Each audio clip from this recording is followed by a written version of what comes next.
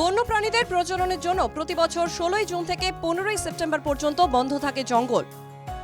দেশের অন্য জাতীয় উদ্যান এবং সংরক্ষিত বনাঞ্চলের সঙ্গে ১৬ সেপ্টেম্বর থেকে খুলছে ডুয়ার্সের গরুমারা জঙ্গলও। প্রাকৃতিক সৌন্দর্য এবং শান্ত নিরিবিলি পরিবেশের টানে ডুয়ার্সে আসেন পর্যটকরা। এখানে পর্যটকদের কাছে অন্যতম আকর্ষণ জঙ্গল সাফারি। রামসাইয়ের কালীপুর ইকো ভিলেজ থেকে মোষের গাড়িতে চেপে মেদলা ওয়াচ টাওয়ারে যান পর্যটকরা।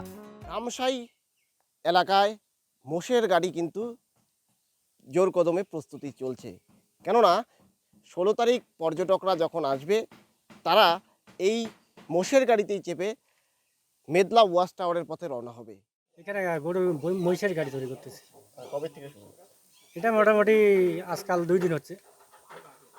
মানে এটা কবে নাগাদ রেডি করবেন আপনারা? এটা 16 তারিখ ১৬ তারিখ 16 তারিখ নাগাদ উদ্বোধনী হবে।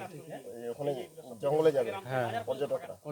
খুবই আশা আছে, কিন্তু পর্যটন তো অনেক কমে গেছে আমাদের এখানে। আগে যেরকম ছিল, আগে প্রচুর কি বলবো 4টা শিফটিংয়ে ভর্তি ছিল, এখন তো হয় না, বিকালের দিকটা হয় কিছু। মোষের গাড়ি চড়ার একটা আনন্দই আলাদা। অপূর্ব সুন্দর চা বাগান আছে, পাশে নদী, জলঢাকা মূর্তি, দুটো নদী, আমাদের 400 হেক্টরের মতো ফোডার ল্যান্ড, খুব সুন্দর জায়গা। লাটাগুড়ি জঙ্গলে সাফারি চলে জিপসিতে।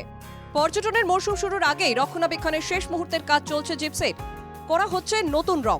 ১৬ সেপ্টেম্বর থেকে পর্যটকদের নিয়ে জঙ্গলে রওনা হবে এইসব জিপসি। 16 তারিখ সেপ্টেম্বর 16 তারিখে গাড়ি খুলবে, এই জন্য সব জিপসি ছাড়াই করতেছি। কালারও করা হচ্ছে জিপসিগুলো।